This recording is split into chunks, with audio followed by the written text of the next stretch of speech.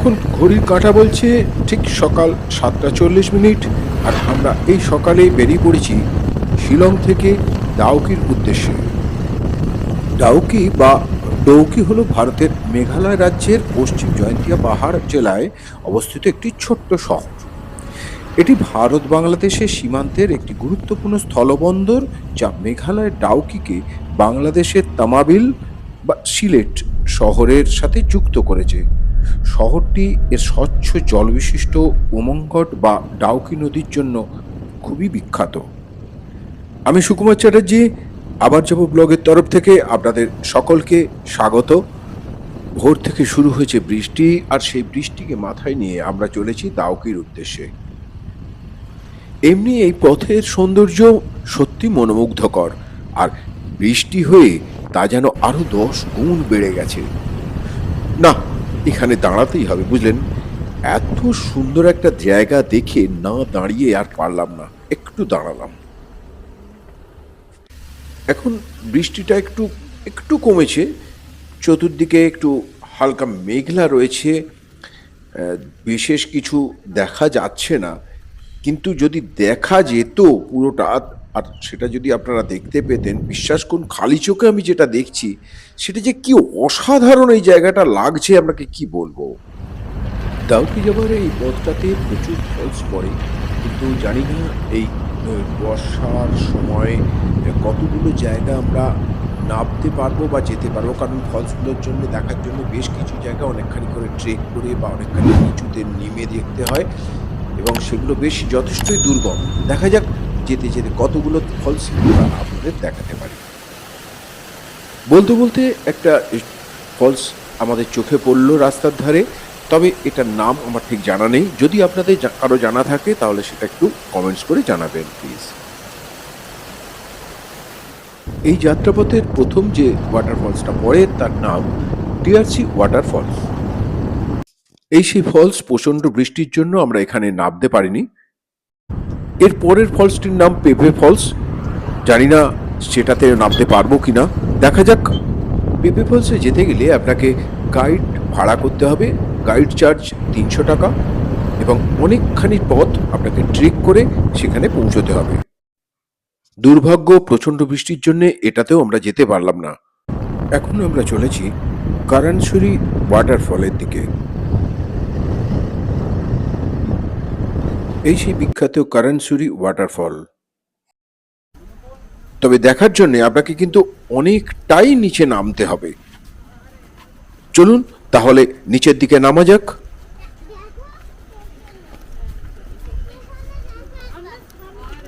ঝর্ণার আওয়াজটা শুনতে পাচ্ছি, বেশ অনেকটাই নিচে নেমে সেটা দেখার ব্যাপার। আর অনেকগুলো সিঁড়ি কিন্তু এখানে নিচে নামতে হবে।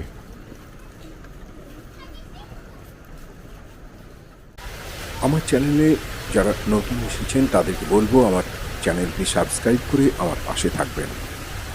আর এই ইনফরমেটিভ ভিডিওটি ভালো লাগলে যারা দেখছেন প্লিজ আমরা লাইক ও শেয়ার করতে ভুলবেন না। আমরা এখন কারাংসুই ফলসের একদম সামনাসামনি এসে গেছি, আপনাকে দেখাবো ফলসটা।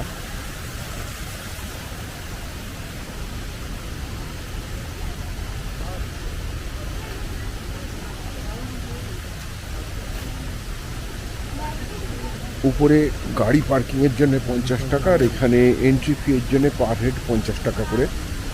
আমরা 3 জন আছি, অর্থাৎ 150 টাকা আমাদের এখানে পে করতে হবে। নিচেতে তো যাবো, কিন্তু তার আগে চলুন আপনাদের একটু উপর থেকে ফলসটাকে দেখিয়ে দিই, যেখান থেকে জলটা এসে নিচে পড়ছে। সামনে দৃশ্যটা খালি একবার তাকিয়ে দেখুন।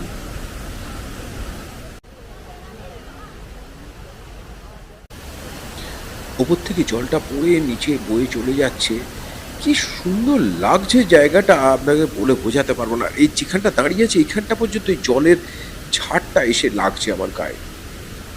বৃষ্টির পরিমাণ যতটা বাড়বে, ওপর থেকে জল পড়ার পরিমাণও ততটা বাড়বে, আর ততটাই এই ঝর্ণাটা আরো সুন্দর হয়ে উঠবে।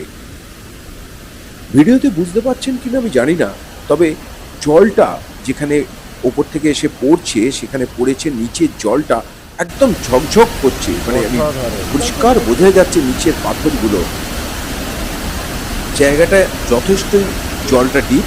আগে এখানে নামতে দিত, কিন্তু মাঝখানে বেশ কয়েকটা অ্যাক্সিডেন্ট হয়ে যাওয়ার পর এই জায়গাটা পুরো নাবাটাকে বন্ধ করে দিয়েছে।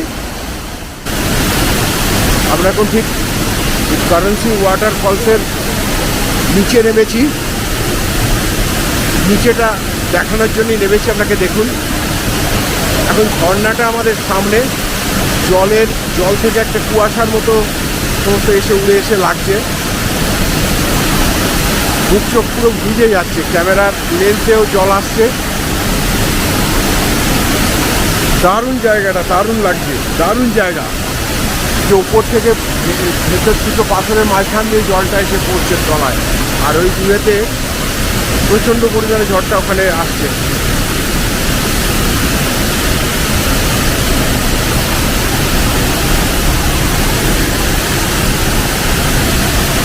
নাবাটা সত্যি খুব ডেঞ্জারাস একটা নাবার জায়গা। এখানে একদম খাড়াই, অনেকটা মানে সিঁড়ি বলতে গেলে, মানে কারেন্সি ফলসে নামার জন্যে বেশ অনেক সিঁড়ি কে পার করতে হয়। নামার সময় সোজা, কিন্তু উঠতে গেলে বেশ কষ্ট হবে, এটা বুঝতেই পারছি। যাই হোক, ছবি তোলার জন্যে বা এটা দেখার জন্যে, অনুভব আপনাদের দেখানোর জন্যে এটুকু কষ্ট তো করতেই পারা যায়, তাই না? কারেন্সি ওয়াটারফলস থেকে ঘুরে এসে এখানে একটু বিশ্রাম নিচ্ছি। এই ছোট্ট একটা হোটেল মতো রয়েছে, এখানে আমরা একটু কিছু হালকা টিফিন করে নেবো। খিদেও পেয়েছে, বেলাও অনেকটা হয়েছে। তারপর আবার পথ চলা। বুঝতে পারছেন কিনা জানি না, আবার যথেষ্ট জোরে বৃষ্টি শুরু হয়ে গেছে, আর আমরা এগিয়ে চলেছি ডাউকির উদ্দেশ্যে। জাফলং নদী বা ডাউকি নদী বাংলাদেশ ভারতের একটি আন্তঃসীমানা নদী। নদীটির দৈর্ঘ্য 12 কিলোমিটার, গড় প্রস্থ 285 মিটার এবং নদীটির প্রকৃতি সর্পিলাকার। ডাউকি ব্রিজ হল ভারতের মেঘালয় রাজ্যের পশ্চিম জয়ন্তিয়া পাহাড় জেলার ডাউকি শহরে অবস্থিত একটি সাসপেনশন সেতু, যেটি 1932 সালে ব্রিটিশ আমলে উমগট নদীর ওপর নির্মিত হয়েছিল। খুব কম মানুষই এটা জানেন। সেটা হলো, এই সেতুর নির্মাণের পেছনে ছিলেন দুইজন কৃতি বাঙালি, শ্রীহট্টের মন্ত্রী বসন্ত কুমার দাস এবং প্রকৌশলী আবিদ রেজা চৌধুরী। ডাউকির এই ঝুলন্ত সেতু নির্মিত হয় 1932 সালে। তখনকার ব্রিটিশ ভারতের শ্রীহট্ট বর্তমান সিলেট জেলার অংশ হিসাবে। আমাদের যাওয়ার পথের বাঁদিকে দেখতে পাচ্ছেন সার দিয়ে পরপর গাড়ি দাঁড়িয়ে আছে। এগুলো পাথর বোঝাই করা গাড়ি। এগুলো আজ ছুটির দিন থাকায় এগুলো এখানে দাঁড়িয়ে পড়েছে। আগামীকাল গেট খুললে এগুলো সব বাংলাদেশে যাবে, পাথর সাপ্লাই হয় এখান থেকে। এই প্রসঙ্গেই বলি, 1954 খ্রিস্টাব্দে জমিদার প্রথার বিলুপ্তির মধ্যে দিয়ে খাইশিয়া জয়ন্তিয়া রাজ্যের অবসান ঘটলেও বেশ কয়েক বছর জাফলংয়ের বিস্তীর্ণ এলাকা পতিত হয়ে পড়েছিল। পরবর্তীতে ব্যবসায়ীরা পাথরের সন্ধানে বিভিন্ন এলাকা থেকে নৌপথে জাফলংয়ে আসতে শুরু করেন এবং পাথরের ব্যবসার প্রসার ঘটতে থাকে। একসময় গড়ে ওঠে এখানে নতুন জনবসতি। কথা বলতে বলতে চলে এসেছি খুব সুন্দর একটা জায়গায়। চলুন জায়গাটা আগে আপনাদের দেখাই, তারপর বলছি। কজন পর্যটক এই জায়গাটা জানেন আমি জানি না, জায়গাটার নামও আমি জানি না। ড্রাইভার সাহেব জাস্ট বলাতে আমরা এখান দিয়ে জঙ্গলের মধ্যে দিয়ে খানিকটা এসে এই জায়গাটাতে দেখছি। একটি লোকও এই সময় নেই, বেশ বৃষ্টিও পড়ছে। সত্যি দারুণ একটা জায়গা। ডাউকি যাওয়ার পথে এই ঝর্ণাটা আমাদের চোখে পড়লো। ঝর্ণা নদী যাই বলুন, অসাধারণ লাগছে। নেমে আমরা খুব ওপর দিয়ে একটা ঢালাই ব্রিজ আছে, সেই ব্রিজের ওপর দাঁড়িয়ে আছি। ওদিক থেকে একটা ঘোড়া এসে নামছে, মিশছে এখানে।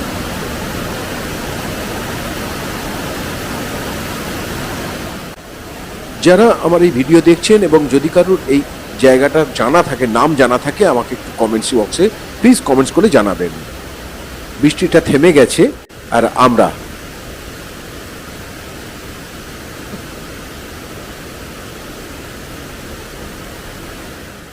সামনেই আসছে ডাউকি নদীর ওপরে 1932 সালে নির্মিত সেই সাসপেনশন ব্রিজ, কিন্তু ছবি তোলার ওপর নিষেধাজ্ঞা আছে, তাই বন্ধ রাখতে হলো ক্যামেরা।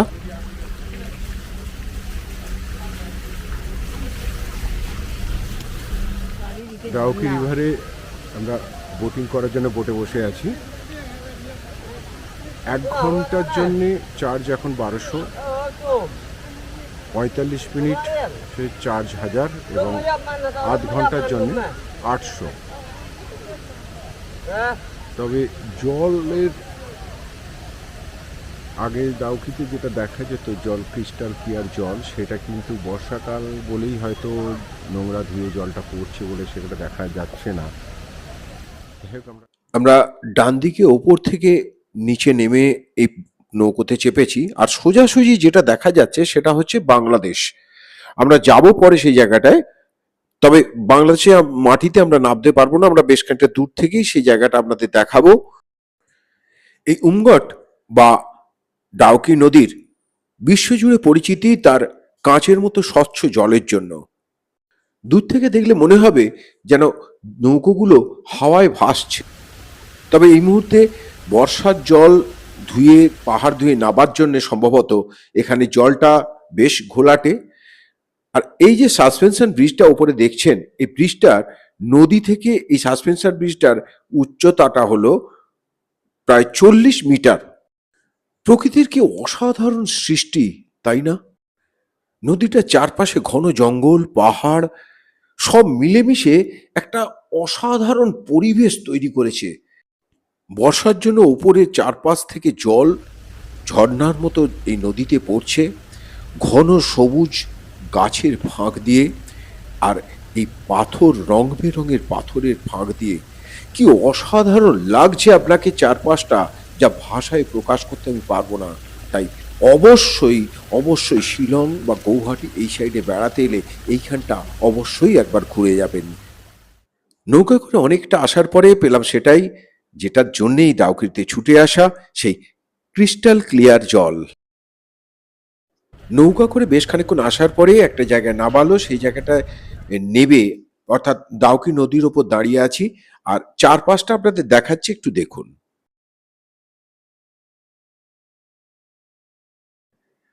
নিচে জলটা দেখে নিশ্চয়ই আন্দাজ করতে পারছেন কতটা কাঁচের মতো স্বচ্ছ এই জলটা।